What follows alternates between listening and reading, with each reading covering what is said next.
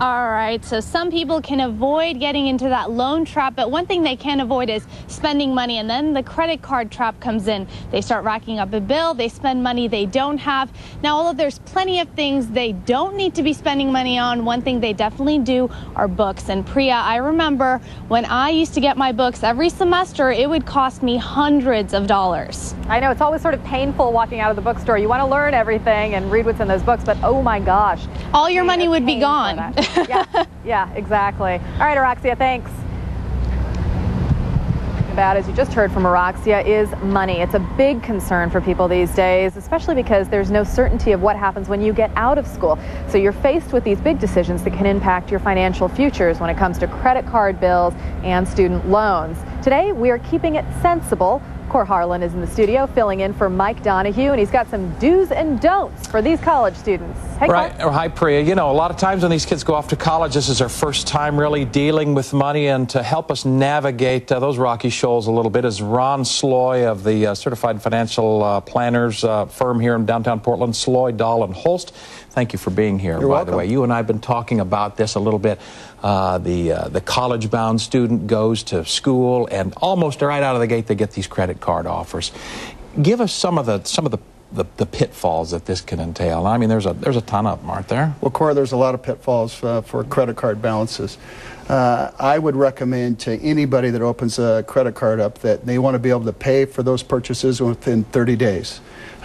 So often you'll find people carrying a credit card balance and not reading the fine print, and there's 15 or 28% interest that they're carrying on those cards. Some website I read today says that a lot of college students will use credit cards to sort of extend their lifestyle and not necessarily for educational purposes. You find that happening a lot? It's needs versus wants. Right. And the credit card companies actually prey on the 18-year-old or 20-year-old kid that's going to college right now, because they know those kids are going to carry balances, and they actually don't want those kids to pay those balances off. This is a test. This is a put test. Them through a test, right? Exactly. This is a test to see how they're going to handle credit for the first time.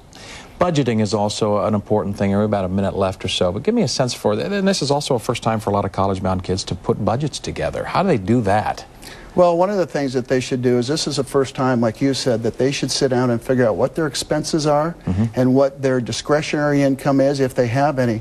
One of the things that is interesting for college kids to look at is what they spend at Starbucks. Starbucks, $3 or $4 a day. Well, you figure that out, that's extra 80 to 100 bucks in a month, and that's a lot of money to a college kid. Domino's Pizza, Starbucks, it all adds up. That dorm food's not terribly bad either. I hate a little bit of that dorm food. Wasn't it U of O anyway, 25, 30 years ago. Ron, thanks very much for coming in today. A lot of kids going back to college could use a lot of this information. Hopefully they got some of it here. Priya? Thank you for... Thanks, Cor.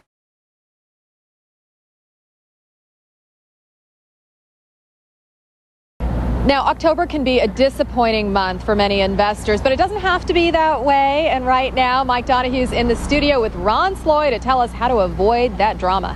Hey, Ron. Hey, Mike. Priya, first of all, I have to comment on that last story. It reminds me of the most sensible thing I ever did. I asked my wife to marry me in a French restaurant in Washington, D.C., where all of the waiters were on roller skates. Wow. I thought you were going to give me a Studio 54 story there, so... That was a very romantic evening, I'll have to admit that. So. It sounds wonderful. Do you have pictures? Maybe someday. We'll see. Okay. Right now, let's see if we can help some of our local investors make some money in the stock market. I'm with Ron Sloy. He's a certified financial planner with Sloy, Dahl Holst Investment Advisors here in Portland. Certain sectors of the market have been rising. That's what you told me.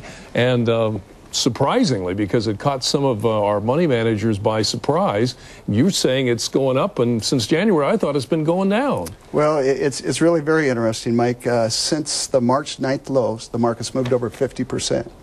And we have a graph here we could look at and explains that. I would like to think that we went to the Warren Buffett School of Investing, because his famous saying is, be greedy when others are fearful, and fearful when others are greedy. And so in March, we started buying everything that people were selling.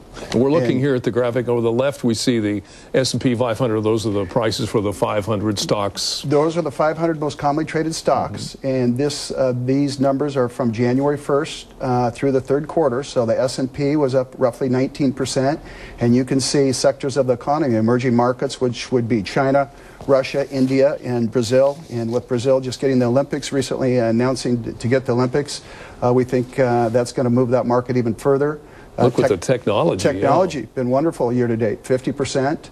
Natural resources, if you remember in 2008, oil was $147 a barrel. Well, in March, it was $33 a barrel.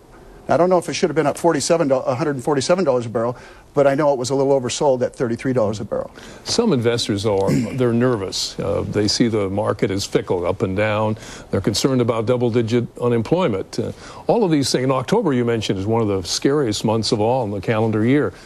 What makes you think that it's going to keep going and into the next year as well? Well, I think that's a good question. Unemployment is the last data point to move. And we've already seen an uptick in housing starts, home permits, durable goods, consumer confidence. We're now above 50.